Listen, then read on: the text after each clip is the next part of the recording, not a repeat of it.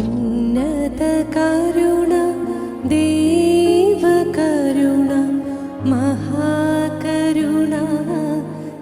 ദൈവത്തിന്റെ വിശുദ്ധമായ പദ്ധതി, മഹത്തായ പദ്ധതി തിരിച്ചറിയാതെ മനുഷ്യൻ പാപം ചെയ്ത് ദൈവത്തിൽ നിന്ന് അകന്നുപോയത് കൊണ്ട് അവിടുന്ന് പാപമില്ലാത്ത, കളങ്കമില്ലാത്ത ദൈവത്തിന്റെ ഏകജാതനായ, ദൈവം തന്നെയായ മനുഷ്യപുത്രനായ യേശുക്രിസ്തുവിനെ ഭൂമിയിലേക്ക് അയക്കുകയും എല്ലാ മനുഷ്യരുടെയും പാപഭാരം അവിടുത്തെ ചുമലിൽ വഹിക്കപ്പെടുകയും അങ്ങനെ നമുക്ക് വേണ്ടി, ഈ ലോകത്തിലുള്ള സകല മനുഷ്യർക്കും വേണ്ടി, ഇന്ന് വരെ ഭൂമിയിൽ ജീവിച്ചു മരിച്ചതും ഇനി ജനിക്കുവാനിരിക്കുന്നതുമായ സകല മനുഷ്യരുടെയും പാപഭാരം അവിടുത്തെ ചുമലിൽ വഹിച്ചുകൊണ്ട് കാൽവരി കുന്നിന്റെ മുകളിൽ മൂന്നാണിമേൽ അവിടുന്ന് കുരിശിൽ ബലിയായി അർപ്പിക്കപ്പെട്ടു.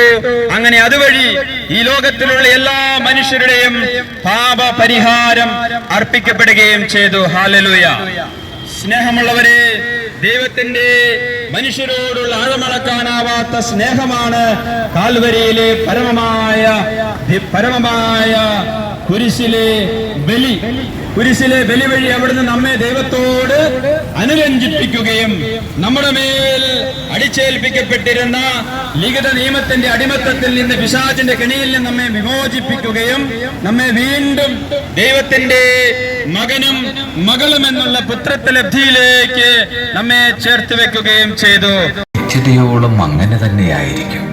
എന്റെ അനുകമ്പാർദ്രമായ കരുണയിൽ നിന്നാണ് എല്ലാ സൃഷ്ടികളും അസ്തിത്വം സ്വീകരിച്ചിരിക്കുന്നത്.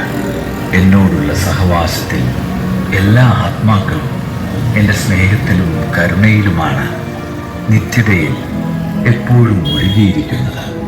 എനിക്ക് നിങ്ങളോടുള്ള വാത്സല്യത്തിൽ നിന്നാണ് കരുണയുടെ തിരുനാൾ ഉത്ഭൂതമായത്. ഈസ്റ്റർ കഴിഞ്ഞു വരുന്ന ആദ്യത്തെ ഞായറാഴ്ച ഇത് സാഘോഷം കൊണ്ടാടണമെന്നതാണ് എൻ്റെ അഭിലാഷം.